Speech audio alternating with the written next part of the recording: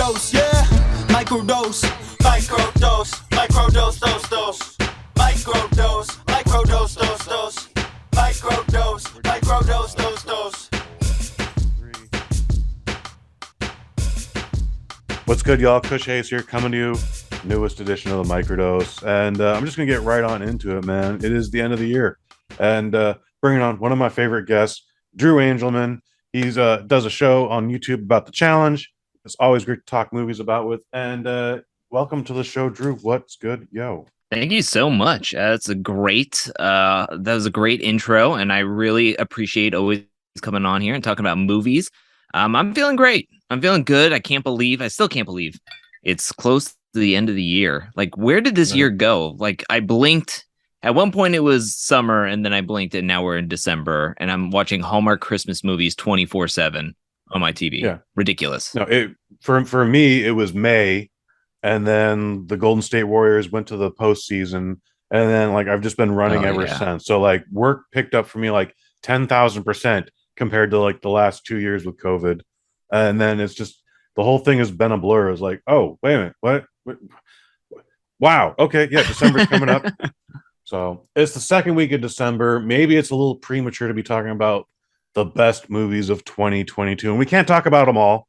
I think 2022 has been a blessed year, dude. Like, maybe it was just because the COVID shifted things around or whatever. Like, I feel like even the first week of January we had Moonfall, and like that was a crowd pleaser. Everyone knew it wasn't a good movie, but everyone was like, yeah, I could watch that again. You know, I had fun with that, you know. And quick thoughts, Drew. What do you think about 2022 overall? Like, we still have 3 weeks to go. Like, Avatar 2 is, I think, out today. I Want to Dance with Somebody could be the greatest movie of all time. But like 2022 as a whole to date. I'll be honest. When going through the 2022 movies, because when you asked me to come on here and talk about the best 2022 movies, and I was like, what did come out this year? Because I did go back to the AMC quite a bit. At least in the beginning of the year. And I went through some of the movies, and I'll be real. A lot of people had a lot of criticism for last year's movies. I feel like this year was a little bit more, I don't know, puffed. I don't know what that means, but it's just there wasn't a whole lot of movies that really stood out to me that were, I don't know, high of quality as well as entertaining, in my opinion. There was a lot of movies this year that I kind of was like, I'll catch that when it comes to streaming. Like Tickets to Paradise, I just watched that this past weekend, and I thought it was decent, but I didn't like run out to go see it in the movies. I never really thought it was anything that I should go out to see the movies. I just got Peacock this year and was like, it'll get some use. Now, there was some good movies that I think subjectively, in my opinion, were some of my highlights, but when compared to other years, maybe not like last year, but compared to other years, I think maybe fall below a certain mid-range area. But I still had a great time at the movies for the most part. I'm not looking forward to Avatar, though. I just saw the runtime for that movie. 3 hours and 12 minutes. What? Yeah. What? 3 hours and 12 minutes. It's this James Cameron is like a cinematic genius, but this jabroni, this jerk off is talking about like, yeah, in Avatar 5, they're going to space. You're like, fuck you. No, at this rate, like none of us are going to be alive to see Avatar 5. Go fuck yourself. Like, this isn't happening. This isn't going to be a thing, man. Stop trying to make this a thing. Are we not in space already? No, we're going to Earth. We're going to Earth in Avatar 5. And it's like, okay, I mean, we're on Earth now, but whatever, man.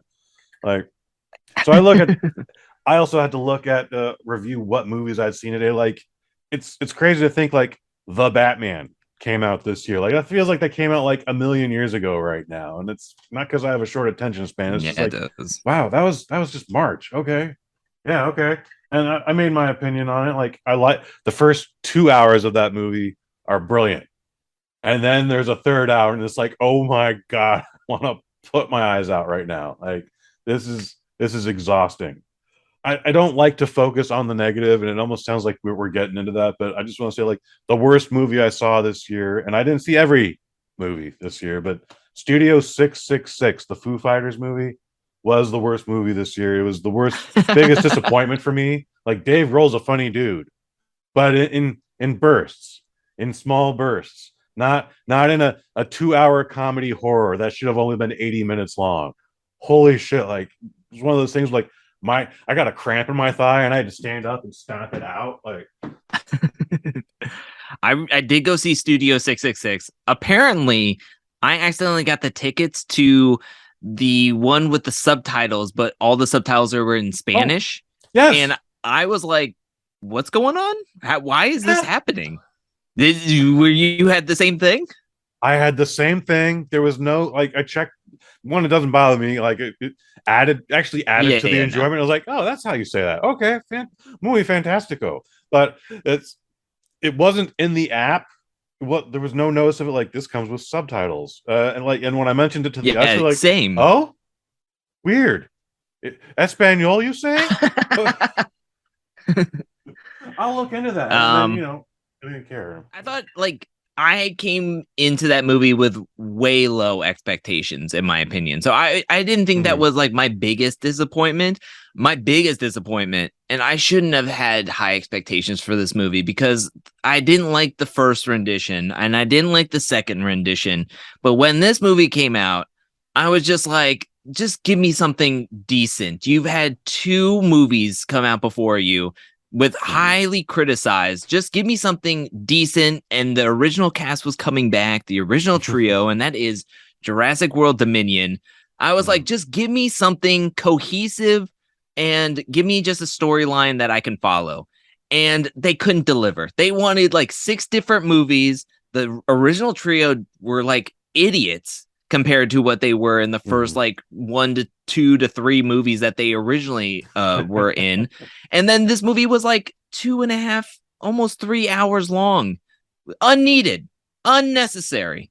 And I almost got up to go to the bathroom and I almost didn't come back. That's what I decided. I was just going to hold it because I knew if I would have left, because the theater was packed. If I would have moved, I was sitting in the middle, and I knew if I left and went to the bathroom, I would have been closer to the exit, and I just would have been like, I don't need to see the rest of it. And I almost wish I did that. What would you say was your biggest surprise? Like, you went in with a negative opinion, like, this is going to be some bullshit. Why am I wasting my A list on this one this week? Like, I got 3 of them, and this is what I'm going to.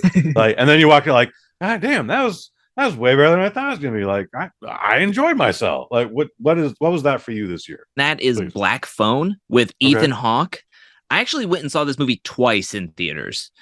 Because I saw it once when it originally came out on a Thursday afternoon because I was around the theater and I knew it was coming out. And I just went. I'm not a huge Ethan Hawke fan. And I was like, I don't even know what's going to happen in this movie. But I left the theater going, that was actually pretty decent. Like, it doesn't make sense in some areas, but I didn't care. It was kind of enjoyable. And then on the second rewatch, one of my friends that I go to see horror movies with, we only get together like once every month or every 2 months, and we go hang out, watch a movie, and then we talk about it, and then we split ways and don't see each other for the next month or so. But she was like, I've never seen this movie. I was like, let's go see it. And we were just joking around through the whole thing. It was a really fun experience to talk about it in the movie and outside of the movie. And then I went to go to Halloween Horror Nights where they had a haunted house basically built around Blumhouse, which was half this movie, Black Phone, and then half Freaky, starring Vince Vaughn and I can't remember anybody else in that film. Weird pairing. But we had me and my friend who never saw Black Phone, and I was trying to explain what the movie was. We just had the best of time. We had the best of time. I was like, It's about this guy with a weird mask that's interchangeable. He steals little boys and he feeds them scrambled eggs and Sprite in his basement. And he was like, is that really necessary to know? And I'm like, no, but I really wanted to tell you about the scrambled eggs and Sprite. I would have to say the biggest surprise I had at the theater this year, like I even said it in the last episode we did together. I was just like, I enjoyed the first one. I didn't bother seeing the second one. Why would I see the third one? I would end up seeing the third one. Halloween Ends.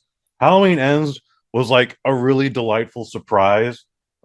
The 85 minutes into it, and then the final 10 minutes turns into a Halloween movie, and it's like, oh, well, this kind of sucks now. But like the whole first majority of that movie, like I'm having a really good time. I want to see where the story is going. Like I like the things that are happening. I like that the no one has Michael Myers to fear anymore. So they're trying to find a new boogeyman, and they just took it on this kid who's literally in the wrong place at the wrong time with the worst case scenario of accidents that could happen. And then like ultimately, it changes him. Like just all that negativity just ultimately feeds him. Like I have some laugh out loud moments where like he at one point in time he jacks Michael Myers for his mask, and it's just like, oh my god, he just beat up an 80-year-old man. Like, one, that's hilarious, but two, there's a scene where Jamie Lee Curtis, and sure, she doesn't know the context of it, but she's like, I saw him on that street, and I saw the evil in his eye, and I was like, bitch, he got thrown off a bridge. A bridge, okay? He got thrown off a fucking bridge and survived. He might be a little dazed. He might have an opinion on that, okay? he might just have a distorted face and just like, I don't like being thrown off bridges. Okay, like just calm the melodrama, Jamie Lee Curtis. Like, but Halloween Ends was one of the funnest surprises I had this year. What was very interesting, spoiler alert, because I want to talk about the ending, where they're putting Michael Myers on the hood of their car, on the roof of their car, and parading him through the town. I just thought of like, what if you're like a new home owner in that town, you didn't know the backstory, and you just see your first Halloween there, taking your kid around the neighborhood, and then all of a sudden there's just this dead body being paraded with a whole bunch of people just following this car. It's like, I was sitting there laughing about it because it just made no sense. It's like, oh yeah, they killed this man, no due process, no nothing, let's just take him to the junkyard and just take care of all the evidence as a town. And I just laughed the whole time. Like, that's the ending. Okay, fine. That's the ending. Sure, Jason Blum, you do you. They managed to get everyone involved in the town, but yeah, there would be that one couple that literally just moved in. Like, oh my god, it's our first home. Look, like we're gonna enjoy our first autumn together here in Langston Falls or wherever they are. And then like, so you killed a hobo? What? You murdered some elderly Wasn't he living under guy? the bridge?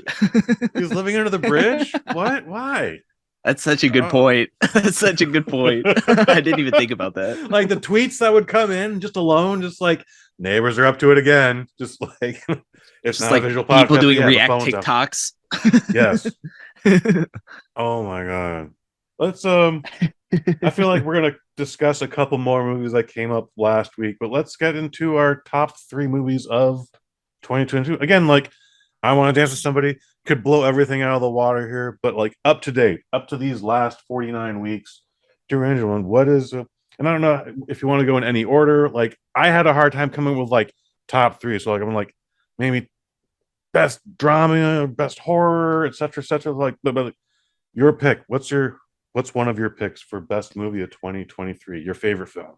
So completely my subjective opinion of favorite film. I'm probably going to cheat here and mention another one because there's like a couple that I saw recently that kind of maybe recency bias, but then I have some experiences in the theater that were really, really good. So one that I saw recently that I really enjoyed was The Woman King. I thought that was incredible. That movie, I don't know what I was expecting going into the movie, but I was hooked from the very beginning. It starts off with action and it ends with action. I just loved that entire movie.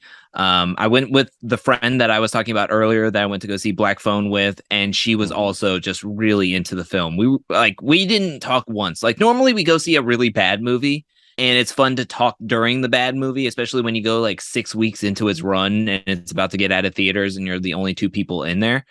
But when we went to go see The Woman King, first of all, it was almost out of theaters. It only had one more showing a day. But it was incredible. Like we didn't talk at all during the whole movie. And it was just really, really good. I just loved it so much.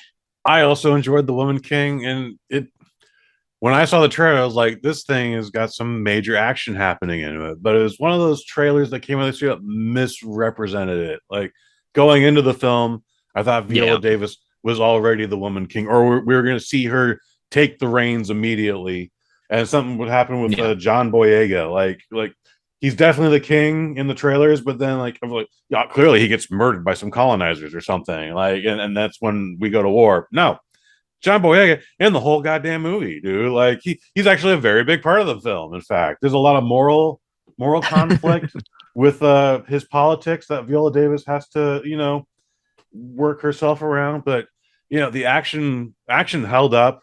The story kept my attention. And yeah, man, I think the Woman King is a good pick, dude. Good call, dude. It looks really good too. Like, and you get good sound if you have a good home entertainment system. That's one you want to pick up on HD 4K. That's actually a really great point. I didn't talk about that, but the sound in the theater, like I'm so happy I didn't wait to see this outside of the theater. Like I'm happy I got to see it at least once in theater because it was really like the sound makes that movie and it was really, really good. And shout out to Viola Davis for being an action star. Like I think so many people like pigeonhole where she can go, where yeah, she can be in the DCEU, but she has to be somebody in the suit.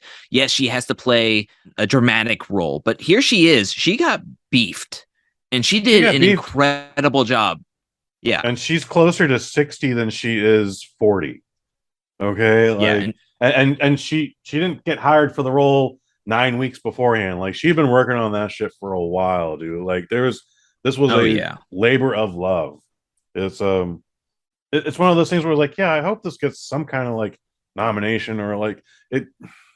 I think like you and I are like the only two people that actually like kind of like the movie. Everyone else seems to have a negative opinion about it. If can you concur with that? Oh, really? It got like a 95% on Rotten Tomatoes. So fascinating. Well, then I'm looking at the wrong Twitter feed. Then like there was controversy going into it, and then there was extra controversy after it. We're like, let's not get into controversy. It's okay. We're gonna skip this one. I think you're onto something with. I just think that you're onto something that I haven't heard much about it. Like I had to go on to Rotten Tomatoes to find out that it's actually getting good reviews. I didn't hear anything about it like via commercials or anything. So I think it's underrated possibly in certain aspects, but I didn't hear anything about the controversies or anything with it. So I want to say I gave it a 4 out of 5 on the Waffle Box podcast. It wasn't my 5 out of 5, but it was one of those things where it was like, no, I like this a lot. Everybody should check this out. Like this is entertaining movie. Very good. Very well done. So I mentioned this on the last episode. Blumhouse did do a good thing. They gave BJ Novak like $1 million and then like go make a comedy drama thriller. And he did. And he came back with vengeance. And it's a fish out of water story. It is now on Peacock streaming. Have you had a chance to see it, Drew, yet? I have not. But oh man, I remember talking or hearing about your review about it and you raving about it, and it got me interested. I love BJ Novak on The Office, and so I was very intrigued. I know Ashton Kutcher was also in this movie, so I love murder mysteries, and I was a little bit skeptical after looking at the trailer only, but after hearing how much you love it, I'm willing to give it a try, and I'm actually looking forward to sitting down and watching it one Sunday afternoon, maybe. Yeah, again, it's available on Peacock right now. I had said like it's one of those movies I want to buy right now. Well, I don't necessarily want to buy it for $25. However, I bet Christmas Eve we're going to get a big sale on iTunes, and then I will gladly buy it there. But it's one of those movies that has just been on my mind just ever since I saw it. I think I want to say back in September. It's the character is a douchebag. He has no context outside of the island of Manhattan about how the world works, and he just sees this entirely different culture within just the 800 square mile perimeter of Texas. Okay, I think it's actually a lot bigger than that, but that's anyway, not important. There's some fantastic acting in it, and again, every time this guy makes the wrong move, I was howling laughing. I definitely gave Vengeance 5 out of 5. It's wow. Yeah, more people should have saw it. It's very indie-rific, but it's one of those movies where like I would definitely like to see a sequel made out of this. Interesting. Oh, that's. I think you're giving it even higher praise than you initially were telling me. Now I'm definitely going to go watch it. Maybe I'll watch it after this, after us talking. I've still only seen it the one time. Like it's not nothing I've rushed out to see again. It's one of those things where like I'm mad this isn't on my brother-in-law network. Yeah, it's just, but it's stuck with me the entire time. There's a interesting mystery to it. It should have been what Knives Out 1 was. And to its credit, by the way, Knives Out 2, fucking love it. Like loved it way more than I loved the first one. There's a lot of commentary going on with it. Like this guy's just like, yeah, Netflix gave us $400 million. So like a throwaway scene that's 15 seconds long. Serena Williams is just going to be on those workout mirrors. Like you have to plug the mirror into the Serena Williams looks like it's just the menu of the app itself. And meanwhile, James Bond and so are like talking about like so, and then all of a sudden she's like, so you guys want to play tennis or what? And they're like, what? Like, anyway, the new Knives Out 2 comes out this Christmas actually on Netflix. So you should definitely, if you liked Knives Out 1, I have no reason to think you wouldn't like this one either. Like I was surprised how much it was better. I'm pretty disappointed because I actually had tickets. I bought tickets for Knives Out 2 in October. So I was raring and ready to go.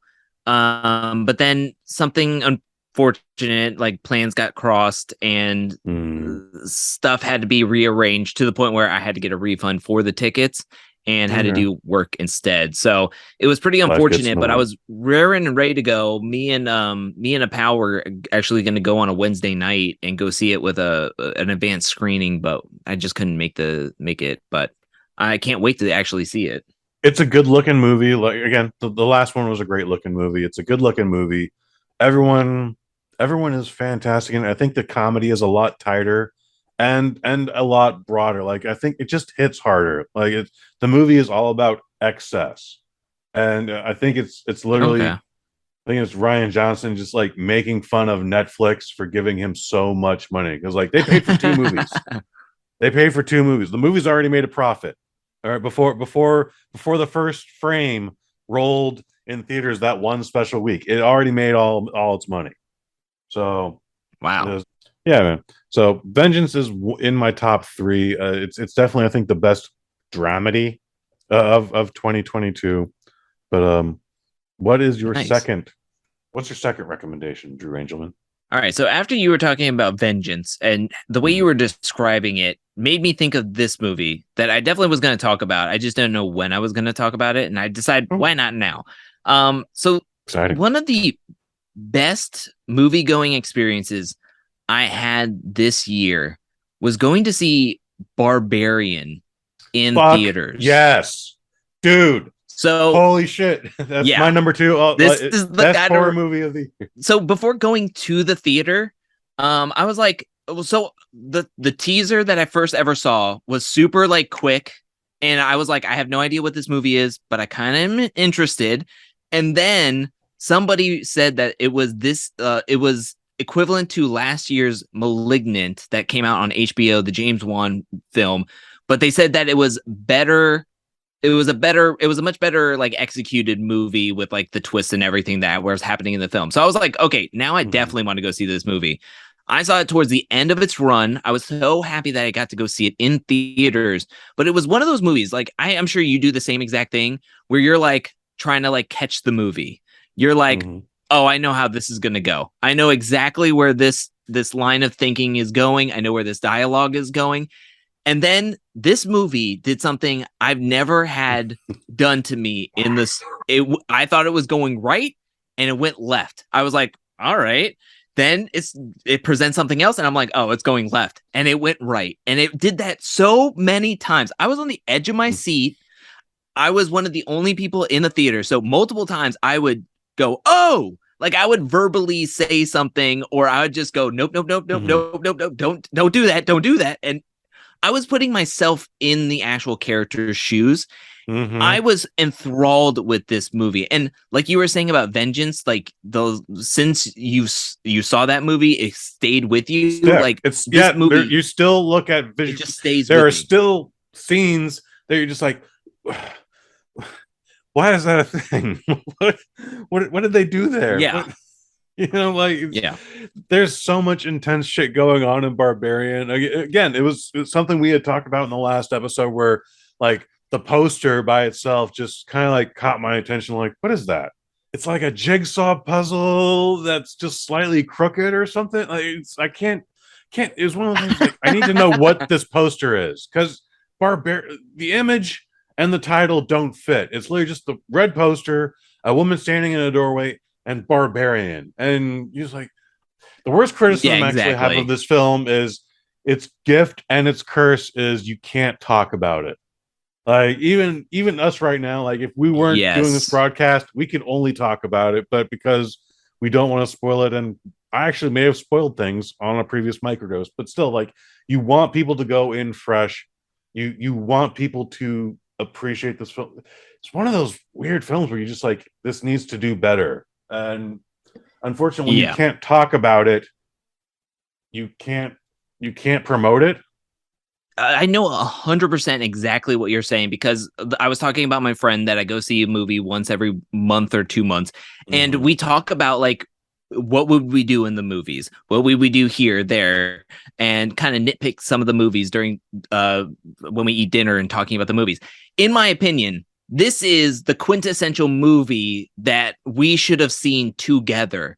And I told her that you need to watch this movie, but I would pay an exorbitant amount of money to be there when you first experience this movie. It is one of those movies you want to hear firsthand reaction because you know your firsthand reaction, and then you want to watch the movie again, but you want to watch it with somebody that's never watched it before. But you can't like you were saying, I can't. If she says what's the movie about, there's no way I can say anything, and I don't want her to go watch the trailer. So it's like one of those like double-edged swords where it's like you need to watch this movie. Why? I can't tell you. Just go watch this movie, kind of thing. Well, if you just tell them the IMDb premise, a woman checks into her Airbnb and someone else is already there, like an Airbnb got double booked. Like that's nothing. That's not a movie. Like what am I seeing? Like, how is that a scary film, Kush? No, trust me. It's freaky, and I'm telling you. Like, So when I saw this again, I saw it opening night. Saw it with a great crowd. Not going to say the scene, but at one point I yelled out, "You cunt!" The whole audience went into a laughter. We all had a bonded experience because of this film. Much like The Black Phone, while I didn't like it, I still recognize like this was a crowd pleaser. I'm sorry. I was the minority of that crowd, but like everyone seemed to love this film, and it's one of those things where like I hate that. We can talk all day about The Black Phone, but for some reason we can't talk about Barbarian. I don't understand it. It's a quagmire to me.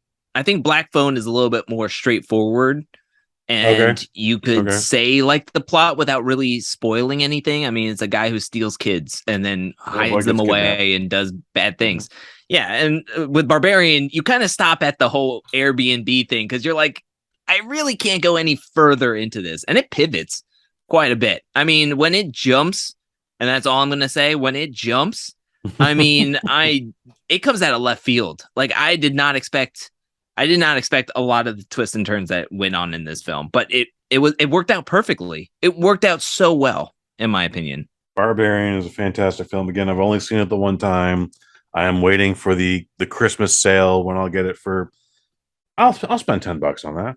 Yeah, why not? Like it's delightful film. So we both share a number 2 there. I thought it was the best horror film. Great year for horror, FYI. Again, I talked about Halloween Ends, but we also had, while I didn't see it, there was X. X had a sequel immediately. Pearl, thank you.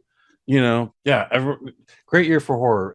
Man, like before we get to our number 1s issues, like I think this was a really good year for films, and maybe it was just because shit's still being shuffled because of the pandemic. I think we're Yeah. officially out of the pandemic, but still, like Moonfall should not have been good. Jackass 4, like my ribs hurt for 2 days because I literally was laughing that hard, like I That was wasn't another disappointed. really great theater experience for me. Yes, Like that was, thousand didn't that percent. come out in February or something early in the year? Yes, And that was yes. one of the first movies I went back to AMC. And look, this is how good the movie was. I went to the theater. Somebody was already sitting in my seat. I Oh no, decided that I I was hate going that. to sit just kind of next to him because it's like I'm not going to make a big deal. I came late to the movie. I wasn't going to like this guy who bought like 15 different snacks to eat at the concession stand, spent a fortune coming to Jackass 4. I was like, you know what, dude, you sit there. You earned that seat, I guess. And I sat there and you know what? I had a great time. It all melted away at the very first couple of minutes of the film. And it was a lot better than I thought it was going to be. And everybody was laughing. Everybody was making comments during the Mhm. movie, and nobody cared because that was the experience you kind of signed up for. Oh And we yeah. were all in the same boat because we all had the same comments. It was great. It was such a really good, like, to start out coming out of the pandemic and going to a movie and having that be one of the first movie experiences was it was so Mhm. good. It was like, yeah, this is the kind of year I'm wanting from movies. It was a strong start, dude. Again, like I haven't the last time I laughed that hard in a theater, and by the way, this is the only Jackass film I've seen in a theater. I've seen them all. I recognize they're all very Oh, funny. So I wow. was like, yeah, we're gonna go see Jackass 4 finally in the theater. Um, the last time I laughed that hard was when I saw The Naked Gun from the Files of Police Squad when that was in the theater, and I was maybe a Wow. 10, maybe 10.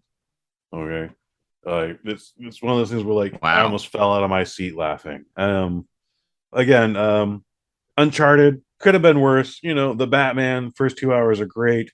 Everything, everywhere, all at once. I get why people like it. I bet it's gonna do really well come Oscar season. Like that's not the last time you and I have talked about that, even in mention. The Nick Cage film, Unbearable Likeness of Massive Talent, fantastic. I enjoyed the Doctor Strange 2. Lightyear, yeah, I'm surprised more people didn't like it. I don't know what the problem with that was. Elvis, pretty movie. Only a prettier movie though was 3,000 Years of Longing. When we do get to Oscar season, that's gonna get like best costume design, best set decoration. Like Hmm. with all the visuals, that's the best looking movie of the year. The greatest beer run ever is maybe I didn't the get to see cutest that. movie about the stupidest idea ever. True story. Guy has done his time. He's no longer eligible for the Vietnam draft, so he's back at home in Brooklyn, and he's a knucklehead. And all he does all day long is get drunk, and he works random merchant marine jobs. So he's a freelancer, but when he's not working, he just sits on his ass and drinks all day. Someone gets the idea, like, wouldn't it be great to go to Vietnam and bring one of the boys from our neighborhood a beer? And he's like, that's exactly what we're gonna do. And then he does it. True story. Stupidest thing anyone could have ever done. But he pulled it off. Like it's one of those Apple TV Plus movies. So it was part of the Regal's Monday mystery movie. It's all right. Yeah, I enjoyed it. Amsterdam, goddamn charming, but I honestly don't really remember what it was about. And you and I were both like, yeah, this thing's going for all the Oscars. I don't think it's getting anything. Dude, I don't even think it's getting a whisper after this I don't think podcast. so either. And then again, Knives Out 2, it was way better than I thought it was going to be. Black Panther, Wakanda Forever. Yeah, man, I think it's the best Marvel movie. Is it the best movie? No, but it was the best Marvel movie at least this year. And then Devotion, like, yeah, the not the movie I was sold, but still enjoyed it quite a bit. Those are all my honorable mentions before I get into my number one. Drew, you want to break anything down or So I did think of one disappointing movie, in my oh, opinion. I kind of went in with low expectations, but I kind of was looking for like, you know, when you watch a trailer and you get in your mind what the movie is going to be about, Sure. and then you go to the theater and then it's kind of like not exactly, it's similar, but not exactly. And it doesn't hit all the spots that you were hoping. And then you realize that you saw all the great spots or cameos or everything in the trailers leading up to the movie. So when you go to the movie, it's kind of hollow. It's a hollow feeling. And I just thought of it. It was the #1 movie on Netflix for a couple of weeks now. Bullet Train. I went to go see it, and I just remember kind of being a little let down in the theater. I mean, again, I wasn't like thinking this was going to be something incredible, Oscar worthy. I wasn't looking for it to be anything super duper. But when you're given the premise that it was given, I was like, whoa, I kind of want to go see this. And I even went with my uncle, who was really looking forward to the movie. And then I just realized while watching the movie that every good scene was in the trailer. All the funny quote unquote jokes and cameos I already saw them all. And so when I was in the theater, I wasn't very enthused with the movie. I wasn't very enthralled with the movie. And the twist was pretty, I mean, I saw the twist from a mile away. And by the time it ended, I was like, well, at least I saw it, you know? So I just wanted to throw that in there, that I was pretty disappointed with what we were given with the Bullet Train. I was also disappointed with the Bullet Train. We mentioned that on the last episode, and it's again, dude, it's a lot of good action. It's very visually very pleasing to the aesthetic, at least for me. I smoke a lot of weed. My name is Kush Hayes. How you doing? But once we get past the 90-minute mark, like, we're like, fuck, there's another 40 minutes of this. Like, I can't, it's not even too much visual eye candy. It's just the gimmick goes on too long. The Bullet Train, in theory, the Bullet Train gets from A to B very quickly, and this thing takes forever to finish. It takes forever to get to our final destination. And then it's like we were saying. I mean, I knew they spoiled Sandra Bullock in the trailers leading up to the movie, where I was like, you didn't need to spoil it there. And then I think you were talking about Golden State during the whole NBA Finals. They would play that trailer over and over and over again, to the point where he gets on the train at night, and then they're showing scenes of daylight. And I'm like, this is the end of the movie. What are you doing? What idiots are signing off on this marketing? It's so bad. I was so disappointed when I went there, because I was like, I already know this movie. I already know what's going to happen. I hope the ride, so to speak, is worth it, because I already knew the beginning and the end. And I just thought that the middle was kind of lackluster when comparatively than what we could have gotten, which I think was just spoiled. It was now that you mention it, you said it, and you said the ride, and that just made me think, like, oh, they were probably going to try and turn this into a ride at a Paramount theme park. There aren't many out there, but the ones that are there, they exist. Okay, like, I could see this totally being. Oh yeah. You know, you're on the little tram, and then like they got there's a glass wall, but they project shit against it. So like, instead of seeing The Rock at the Fast and the Furious thing at Universal, you see Brad Pitt going like, oh my God, it's Bad Bunny. Now I have to knife fight him. You know, maybe that'll happen. Who knows? But my worst complaint about Bullet Train was it was way too goddamn long. And time matters, guys. Like, we have to use your time wisely here. Derangement, what's your #1 film? Avatar. In any order. We're going to talk about the shared one between us. So I decided to go a different route. And I think this is a little bit polarizing of a movie to pick, but I love him. I went and saw this twice in theaters. I was enthralled with the movie. I didn't get it at first, and I still don't think I got it. How'd you know? No, but I love the director. I will watch everything that he does, and I'm talking about Jordan Peele's Nope. I really enjoyed. You were talking about a pretty movie. This is spectacular. I mean, everything is about spectacle in this movie, and the way that the cinematography in this movie and how it's done, everything is done with fine detail, which to me is what I value in a movie, especially when it comes to like Jordan Peele. I just think he just always hits it out of the park. I really enjoyed this movie. I know it's very divisive over fandoms and people, because a lot of people will either say they love it and other people will call people pretentious for loving it because it wasn't that good in their opinion.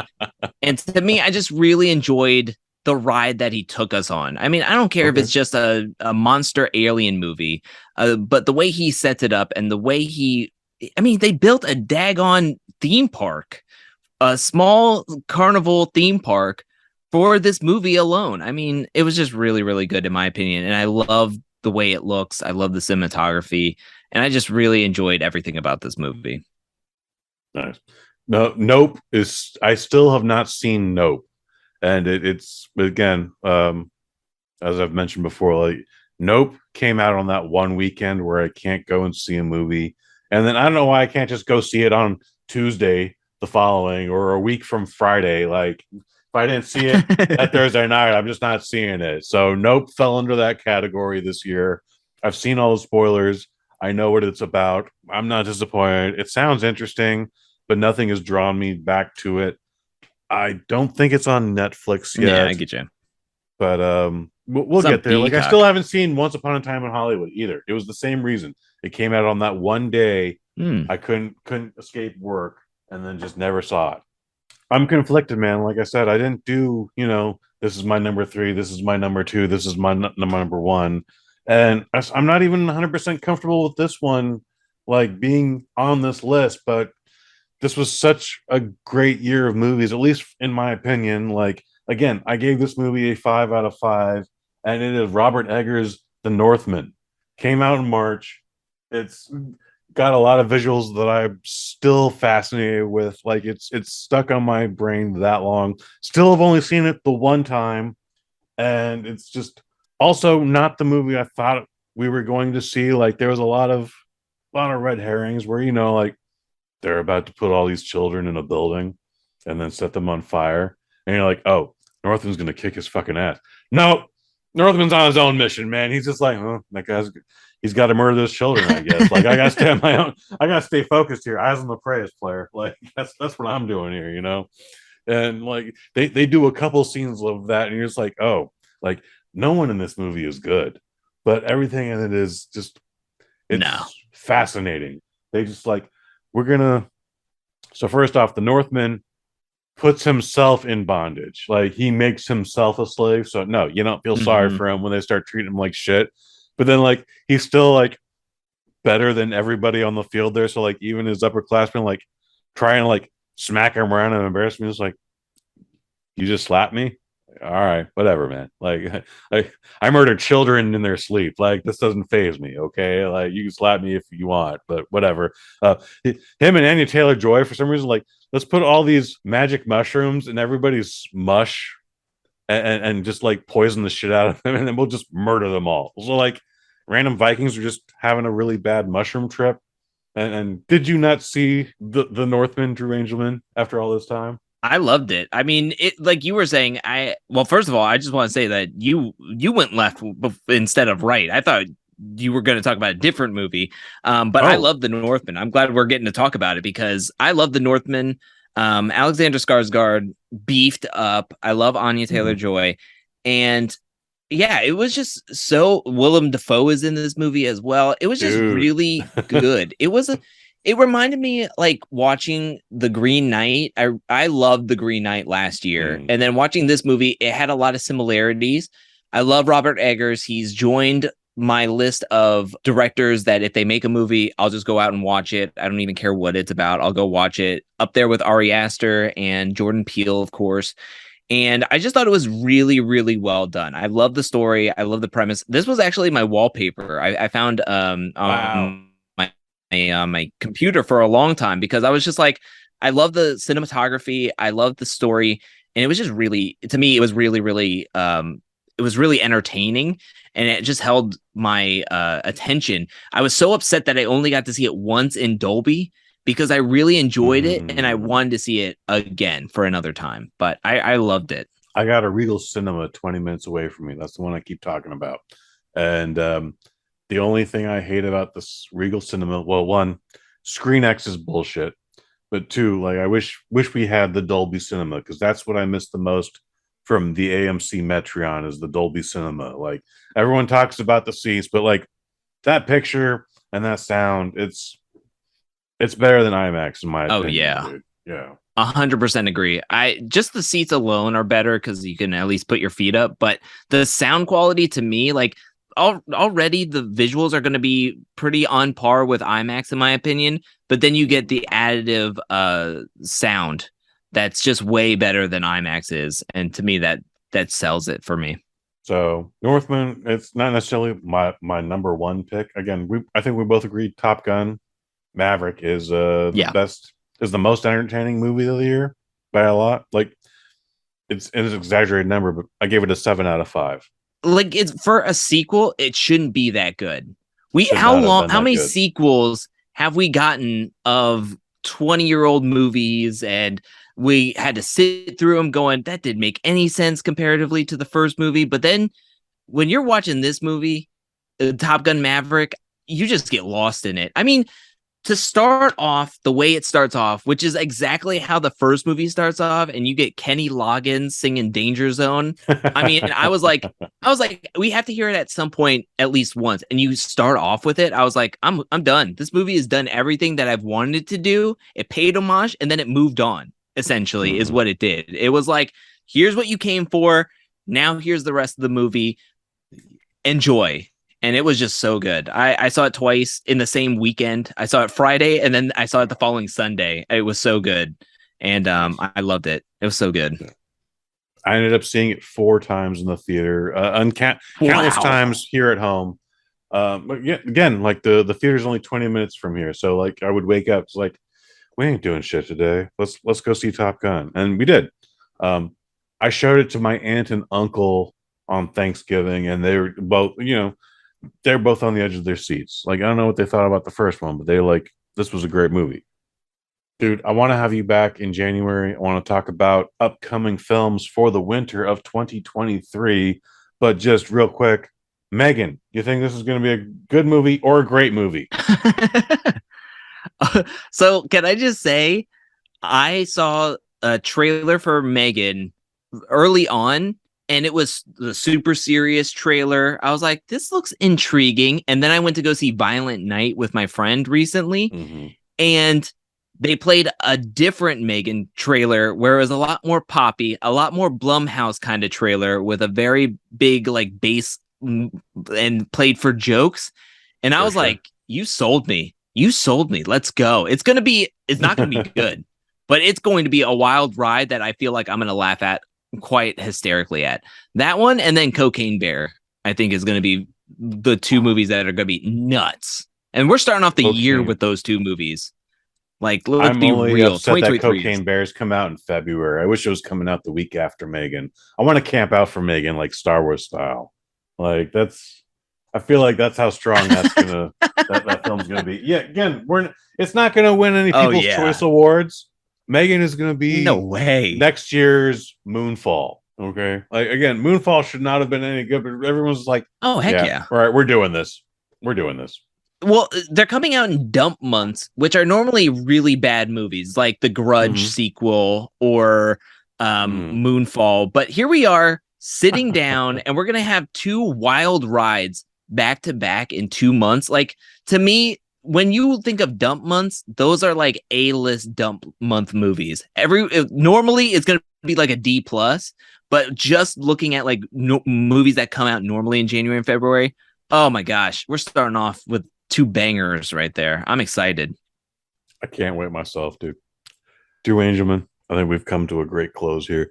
Is there anything you want to promote here? Just talking about the challenge, talking about other reality shows, as well as I have a Patreon now, patreon.com/angelcakevids. But mainly I make a lot of content, and I mean a lot of content on youtube.com/angelcakeentertainment or youtube.com/angelcakevids. Nice. Folks, I do some stuff around here. You already know about the Microdose. You're listening to it. Hell, I hope you subscribe to it.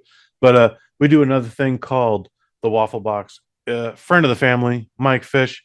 He's the innovator. He's the creator, and it's the original Waffle Box. You will accept no substitutes because it is the best part of Wednesdays. We talk about everything and nothing all at the same time. And we got a special Christmas episode coming up where we're cross promoting with Not a Strong Start podcast.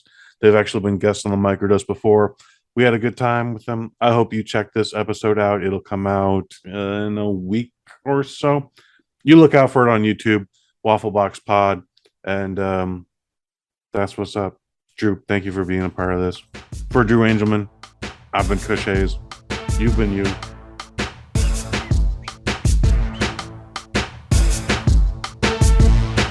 Microdose, microdose, microdose, microdose, microdose, microdose, microdose, yeah, microdose.